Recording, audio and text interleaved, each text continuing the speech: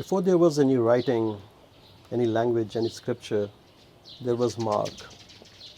Our prehistoric ancestors used to make marks on the walls of caves and on the mountain rocks. What were they trying to do? Simply trying to preserve their day-to-day life and culture, or was it in the pursuit of some creating a greater meaning? To indulge in this topic and to explore it further, today we have with us Professor Asghar Ali Darwish, who is a student of philosophy اور ان کا interest بھی mark making اور symbol کے اندر کافی ہے. Sir first of all thank you very much for being here. It's an honor. Okay, thank you very much for inviting me. I'm honored. First of all, my interest is in philosophy, strictly speaking, and comparative philosophy, to be precise. So I'm not a designer. I'm not from your field, although I do have interest in art, especially in traditional art. So whatever I say today, it will be from that perspective. So you just mentioned mark perhaps as a means of communication used by people, like ancient people you mentioned, like the drawings on the cave walls and things like that. Well, I think there is some truth in that. People used to have these symbols drawn on caves and stones and shells. So there was certain meaning in which I would call the utilitarian function of mark. Which is to communicate something. But since we are talking about ancient people, I think we cannot ignore the notion of a symbol. And that is where I'm going to focus today. Not so much on mark, but on the notions of symbol and what a symbol is. And maybe we can compare the notions of traditional symbol with the idea of modern mark or Nishan, as you call it. Right. And maybe when we switch between languages, the meaning for these terminologies also change or vary, or maybe they encompass a lot of extended meanings to it. So yes, Nishan یا mark, اگر آپ مجھ سے پوچھیں being a practitioner in the creative sphere, ہمارے field میں تو mark making is basically an expression of emotion, whether you're trying to express yourself or try to communicate something through signs and symbols or semiotics. اس کی modern day جو بھی usage ہے وہ تو اپنی طرف، لیکن کیونکہ ہم اس کے اوریجن کو سمجھنے کی کوشش کر رہے ہیں، اور جیسے ہم نے شروع میں کہا کہ پری-ہسٹورک ٹائمز میں جب لوگ کیوز کے اوپر پینٹنگز بناتے تھے یا راکس وغیرہ کے اوپر، تو آئی ایم ناٹ شیور کہ وہ اس کو ایز اے ڈیلیبریٹ ایفرٹ کے طور پہ کرتے ہوں گے یا ان کے ذہن میں کوئی اس کا آبجیکٹیو ہوتا ہوگا. رادر مجھے ایسا لگ رہا کہ it was an action in the movement trying to capture اور پریزرو دی ڈیلی ایکٹیویٹی، جو بھی وہ ہنٹ وغیرہ کرتے تھے یا ان کی جو بھی ریچولس ہوتے تھے، ایک طرح سے یونیورس کے جو بھی کائنات کے جو راز ہوتے تھے ان کو سمجھنے کے لیے ان کی جو سمجھ آتی تھی، جس طرح سے وہ اس کو سمجھ پاتے تھے، اس کو ایک طرح سے پریزرو کرنے کی کوشش کرتے تھے. تو رادر مجھے یہ لگتا ہے کہ وہ ایٹ دا مومنٹ کچھ اس وقت کو پریزرو کرنے کی کوشش کر رہے تھے فیوچر کے لیے، تاکہ وہ اپنے پاسٹ کو سمجھ سکے، اور اسی کی ایکسٹینشن ہم آج کے دور میں دیکھ رہے ہیں، اس کی ماں کی utility. Yes. As a communication tool. Exactly, yes. As I said, there are two things. What you are talking about is what I call the utilitarian function of mark. تو اس سے مراد یہ ہے کہ جو مارکس ہیں، جو سائن ہیں، یا ایون جس کو ہم سمبل کہتے ہیں، مقاصد ان کے دو ہیں، جس کو ہم کہہ سکتے ہیں کہ ایک اس کا یوٹیلیٹیرین فنکشن. یوٹیلیٹیرین سے مراد یہ ہے کہ جیسے آپ نے کہا کہ روز مرہ کمیونیکیشن کے لیے، یا ایون ان کے ایز اے آئیڈینٹی مارکر، یا جیسے آپ نے کہا کہ فیوچر جنریشنز کے لیے اپنے نیریٹیوز کو چھوڑنا ہے، طرح سے کہانیاں جو ہیں ان کی. تو دیٹس ڈیفینیٹلی ٹرو، تو اس میں تو کوئی شک نہیں ہے. لیکن جو روایتی لوگ ہیں، جو اینشنٹ لوگ ہیں، جو پریمیٹیوز جس کو ہم کبھی کبھار کہتے ہیں، جو کہ پری ماڈرن ہے، ماڈرنیٹی سے پہلے، ان کا جو کنسیپٹ ہے مارک کا، وہ مارک کم ہے اور ہمیں اس کے سمبل کے طور پہ زیادہ سمجھنا چاہیے. تو اب فرق کیا ہے مارک اور سمبل میں؟ تو ایک سطح پہ تو دونوں ایک ہی چیز ہیں, وہ کمیونیکیٹ کر رہے ہیں کچھ. لیکن جب ہم روایتی لوگوں کے بارے میں بات کرتے ہیں, جس کو ہم نے کہا کہ اینشنٹ یا ٹریڈیشنل, میں ان کو کہوں گا کہ پری ماڈرن, تو ان کے لیے سمبل جو ہے وہ ایک بہت definitely it's a very different thing. اس کی وجہ کیا ہے کہ پری ماڈرنٹی میں جو پریمیٹیو لوگ ہوتے تھے وہ ایسینشلی جو ہے ان کے لیے ہر چیز ایک سیکرٹ اس کی میننگ ہے, جس کو ہم کہتے ہیں مقدس, تقدس ہے ہر چیز کا. تو سمبلزم بیسیکلی اگر آپ روایتی کلچرز میں جا کے دیکھ لیں تو اس کی definition is very simple. What is a symbol? In addition to be a mode of communication among people, there is another deeper and finer and a higher meaning to symbol. Symbol basically means that it is something that connects a lower level of reality to a higher level of reality. So think of it as a link. So whenever a traditional person sees something, a tree or a mountain, it's not just tree or mountain for them. It just elevates them in terms of its meaning.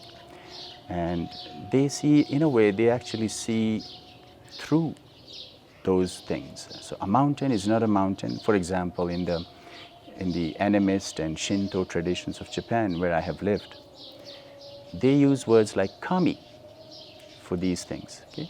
For a modern person, it's just maybe a sign or a mark or maybe even a resource in its lower forms, in its, I would say, vulgar forms. But for a traditional person, it is something sacred. It always has a kind of verticality to it. Do you see what I mean? Whereas modern mark, I would say it is horizontal. Linear. It connects on a horizontal level. But a traditional person's mark, if you call it, I would say it's a symbol. It always has both the elements, the horizontal as well as the vertical.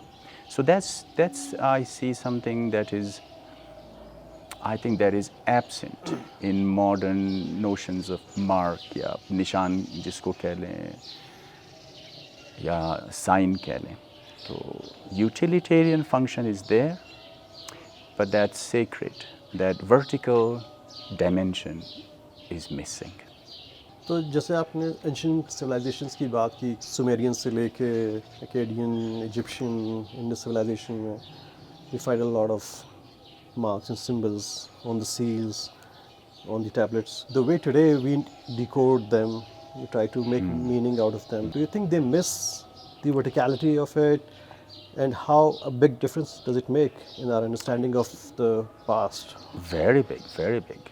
It's because the modern worldview, as I said, it is mostly a horizontal worldview. It's especially so after people like Kant, Immanuel Kant, and René Descartes, Francis Bacon. That's where we philosophers say when modern civilization took an epistemic turn, which means that modern philosophy is now no longer interested in the so-called metaphysical or ontological questions of why. Post-Descartes, post-Kant, modern philosophy is basically, it's dealing with the how questions. So there you see there is a loss of that sense of the sacred. Because the modern worldview lacks that sacred, that sense of the sacred, whenever it tries to read those old symbols, it definitely misses a lot. Because the framework of interpretation is kind of reductive. So even if they try, they may catch some aspects of it, but there will always be something missing. We see them as marks and signs, but those were not marks and signs for the ancient people. They were essentially symbols. And by symbol, as I said, there is always that element of verticality. It's a hierarchy. So you have the lower levels of reality, and then you keep going up. It's kind of, a symbol is like a ladder. It takes you up. Okay?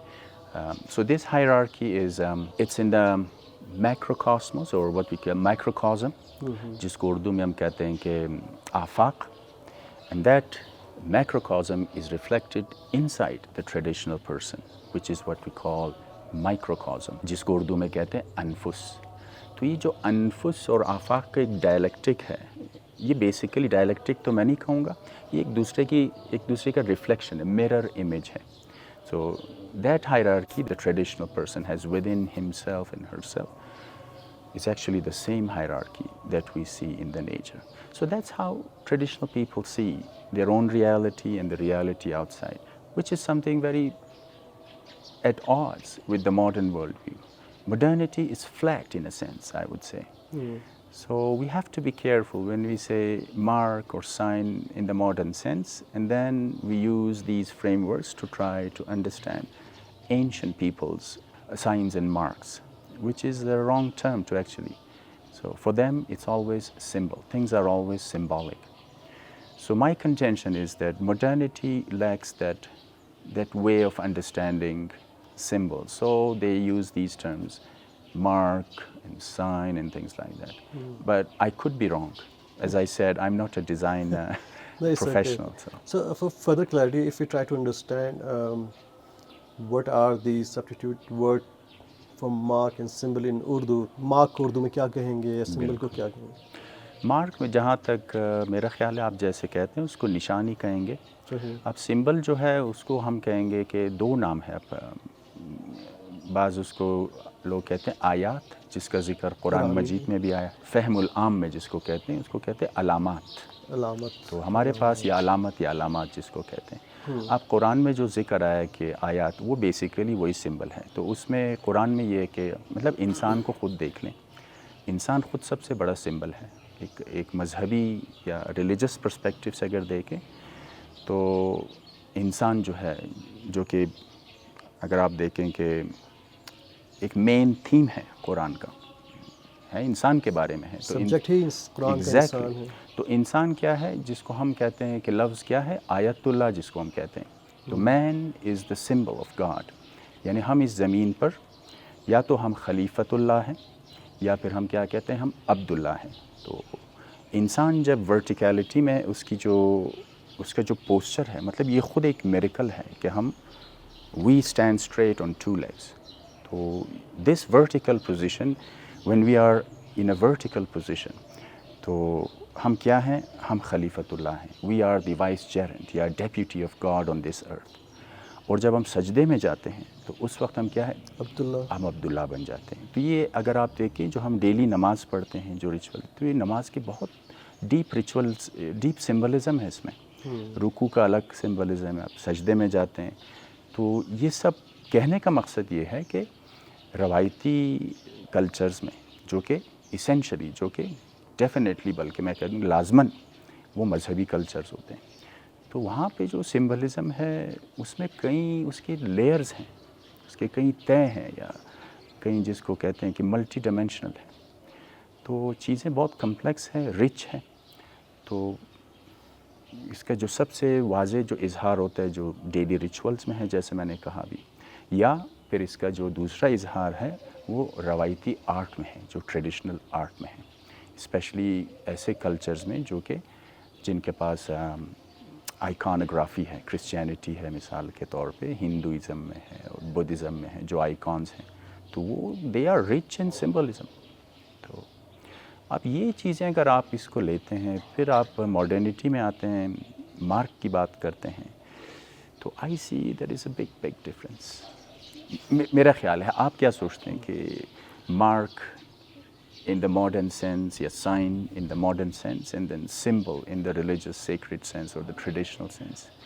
I see big differences, but perhaps I'm wrong. I think आपकी बात से तो मैं यही समझाऊँ कि उसकी जो एक inherent sacred meaning है symbols के अंदर, जैसे इस्लाम में भी, कुरान में हम कहते हैं कि ये पहाड़, ये बादल, ये इंसान, ये सारी आयतें हैं, निशानियाँ हैं, और somehow इंसान इन्हीं चीज़ों को अपने मीडियम में ट्रांसलेट करके कोई मीनिंग क्रिएट करने की कोशिश करता है. फॉर एग्जांपल, अगर मैंने कोई चीज़ डिज़ाइन में उसके अंदर एक स्ट्रेट फास्टनेस दिखानी है कि एक कोई फर्म चीज़ है, तो मैं हमेशा उसे वर्टिकल दिखाऊंगा.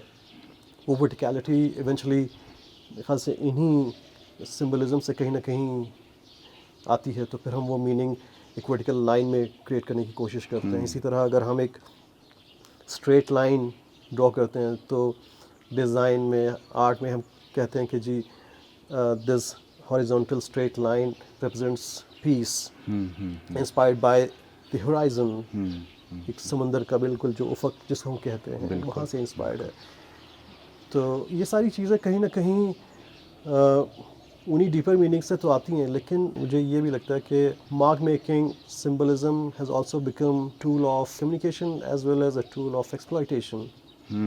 ریلیجن کی جہاں تک ابھی ہم نے بات کی کہ ایک تو سارے الہامی ریلیجن مذہب کے اندر اس کی ایک سیکرٹ سائٹ ہے جہاں پہ چیزوں کی ایک بڑی مقدس علامتیں ہیں, ان کی میننگ ہے. لیکن آن دی سرفس لیول جب ہم ان مذاہب کو سب کو دیکھتے ہیں تو مجھے لگتا ہے کہ دنیا کا سب سے بڑا کوئی برانڈ آج تک بنا ہے تو وہ مذہب کی برانڈنگ ہے. اور یہ سارے مین میڈ ہیں, میرے خیال سے یہ کوئی آفاقی تو نہیں ہے, وہ نازل تو نہیں ہوئے کہ کرسچینٹی کا کراس ہوگا, جوڈائزم کا اسٹار آف ڈیوڈ ہوگا, مسلمانوں کا کریسنٹ ہوگا. پھر انہی مذاہب کے اپنے اپنے کلرز ہیں, ڈریس کوڈز ہیں, ان کے پاپس, ان کے علماء, ان کے اپنے ڈریسز ہیں, پھر ان کے ریچولز آ جاتے ہیں. تو کہیں نہ کہیں آئی ڈونٹ نو, یا تو اپنے آپ کو دوسرے سے الگ کرنے کی کوشش, اپنے آپ کو ایک آئیڈینٹی شناخت دینے کی بھی کوشش ہے تھرو مارک, یا اگر اس کو ہم ٹاپ ٹو ڈاؤن دیکھیں تو مے بی یہ مارکس اور symbols through colour, through shapes, through marks بنائے جاتے ہیں تاکہ ہم لوگوں کو ایک خاص کمیونٹی, ایک خاص گروپ یا کلٹ کا حصہ بنا کے ان کو مینیپولیٹ کریں, ایکسپلائٹ کریں.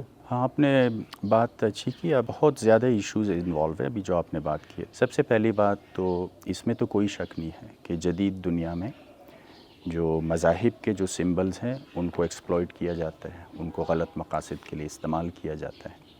تو یہ تو فیکٹ ہے, اس سے ہم ڈینائی نہیں کر سکتے.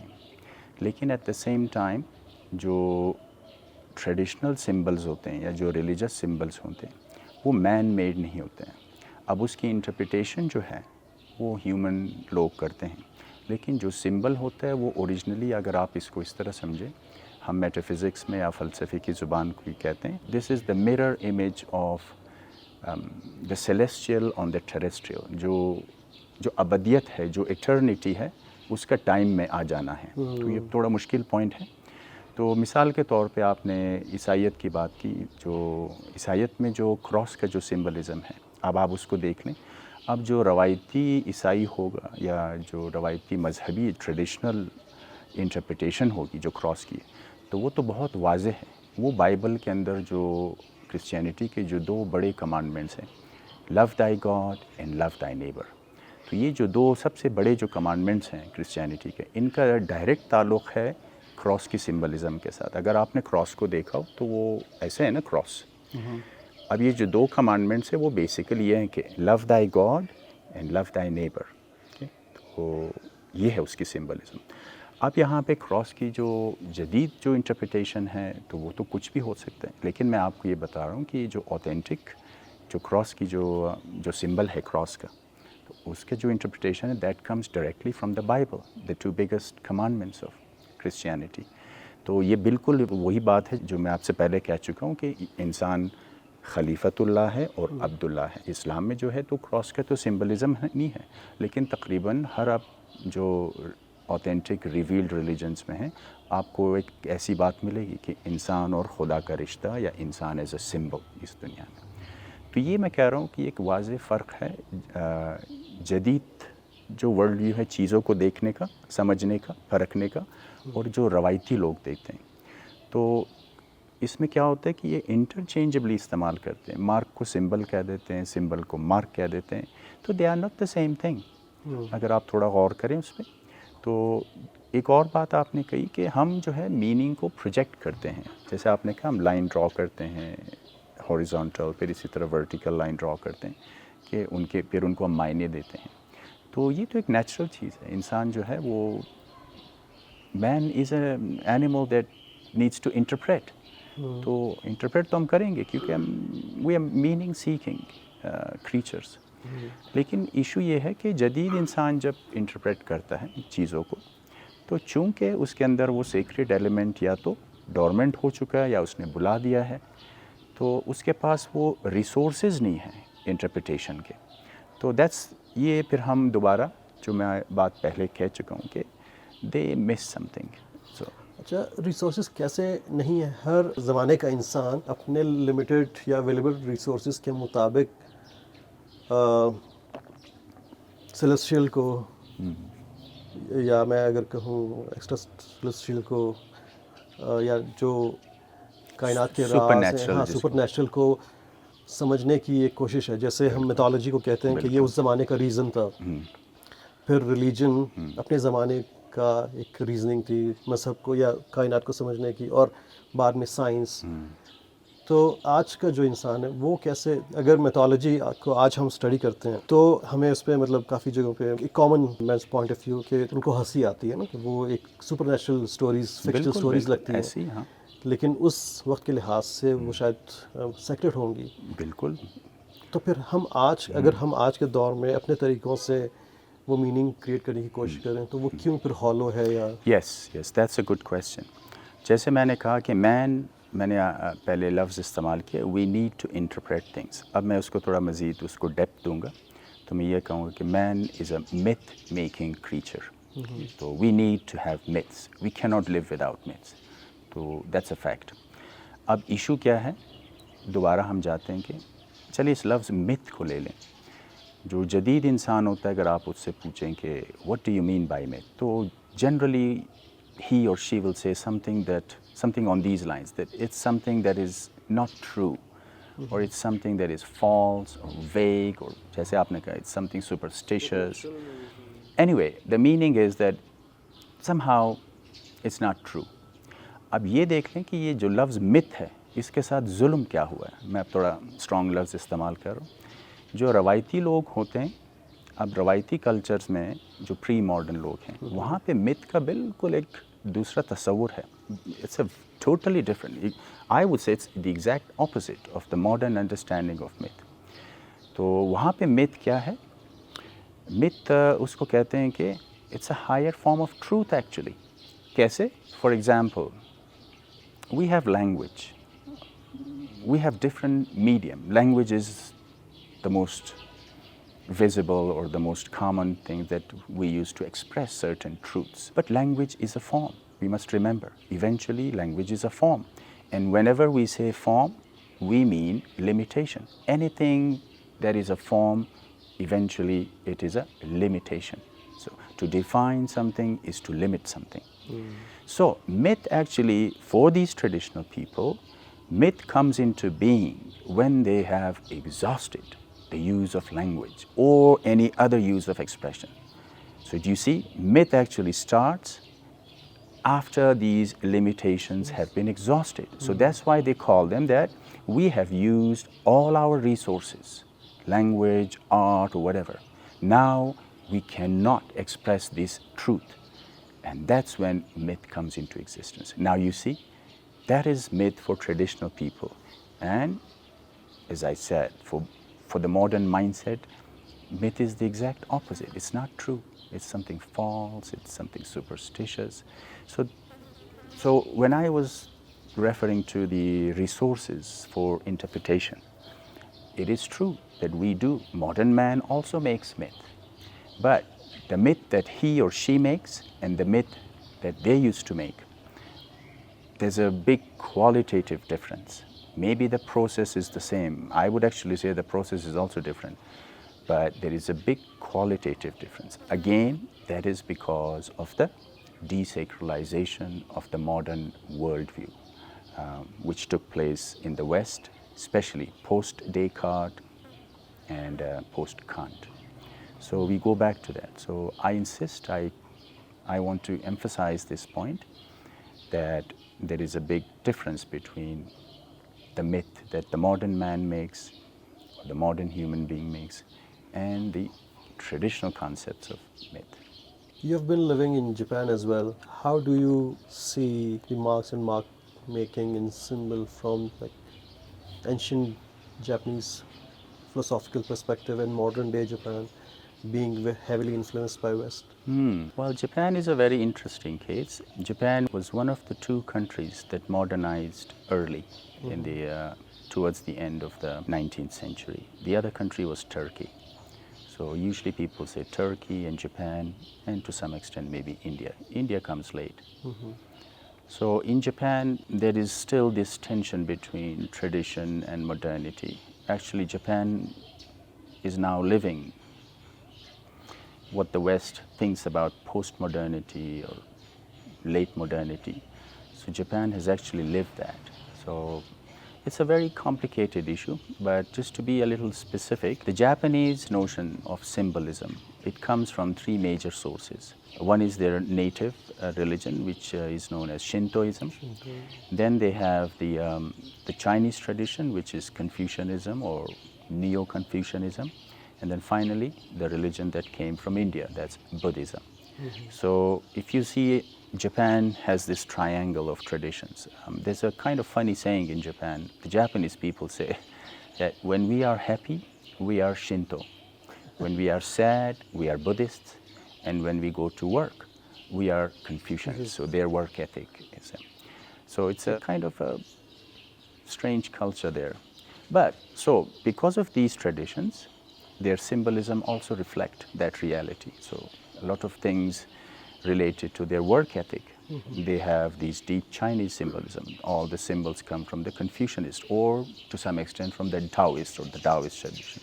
And all their rituals of dying and death and funerals, they are rich symbols, and their source is Buddhism, especially Shin Buddhism, Jodo Shinchu, what they call. And then their rituals of birth, when they are happy, when they are in the celebratory mood, their New Year festivals, they are all taken from Shinto, their native religion. So despite being one of the early modernizers, you see all these traditional symbols everywhere in their daily life, in schools, at workplace, the food that they eat. So as I said, they also have a lot of modern or even postmodern usages for these symbols, which is a big topic, but perhaps we can discuss it some other time. So how would you suggest that we bring this broader understanding of Marx and symbolism and these huge interesting philosophies into art colleges? Yes. Because I see a huge gap. The way we designers and artists have been understanding semiotics, science and symbol, it is very superficial on the surface level and reduced to the capitalist or consumerist approach. Yes, while they serve a purpose, we need science to communicate different things to each other, but when it comes to creating meaning, as you said, symbolism वाली चीज़ वो art के अंदर कहीं ना कहीं नज़र तो आती है, लेकिन डिज़ाइन क्योंकि एक कमर्शियल डिसिप्लिन बन चुका हुआ है, तो इज़ इट पॉसिबल कि हम उसकी वो जो जैसे आप बात करें कि ग्रेटर मीनिंग ऑफ सिंबलिज्म को हम किसी तरह से इस डिसिप्लिन के अंदर ला सकते हैं? चूँकि मेरा पाकिस्तान के आर्ट सीन से ज़्यादा क्लोज़ वाबस्तगी नहीं है, तो मैं ज़्यादा एक अथॉरिटेटिव बात नहीं कर सकता हूँ, लेकिन जहाँ तक मुझे पता है कि जैसे कि बाकी पाकिस्तान के एजुकेशनल फील्ड्स में है, तो आर्ट के ऊपर भी जो है मॉडर्निटी का एक बड़ा स्टैम्प है. तो कुछ आर्टिस्ट के साथ जो मेरी बात हुई है, तो वो basically art for them is history of art. मैं हमेशा हैरान होता हूँ कि व्हाट इज़ आर्ट. जब उनसे पूछते हैं तो वो उनकी हिस्ट्री ऑफ आर्ट बताते हैं हमें. आर्ट एज सच के बारे में बात नहीं करते हैं कि आर्ट है क्या. तो अब अगेन अगर आप रवायती the traditional theory of art अगर आप देखें, तो वो आर्ट जो है उसमें artist is not an individual in a sense. Artist is the medium. I mean the artist doesn't produce art. आप समझ रहे हैं? Art is actually produced through the artist. It's inspired. And the other thing is, traditional artist doesn't create forms. Okay? The traditional artist always works with forms that are already there. Now this is the strange irony, okay? Because then we have to deal with this notion of originality. A good modern artist or a famous modern artist, one of his or her qualities that this person is original. But that concept of originality is kind of problematic. I say problematic because in the modern world, the word originality almost always means something new, something novel. So that's what I get. But if you move into the traditional world, that's not what originality means. If you pay some attention to the word original, it comes from the word origin. So the word original comes from origin. So there's a big difference now. For the traditional artist, original doesn't mean that you create something from. You go back to the origin. So original means the form is there. It's originally there. Now, for the modern mindset, this is something very strange. That how can this person be original when he or she is not creating something? But that's where creativity lies. You work with the form that has been there for ages, and that's the miracle. Okay?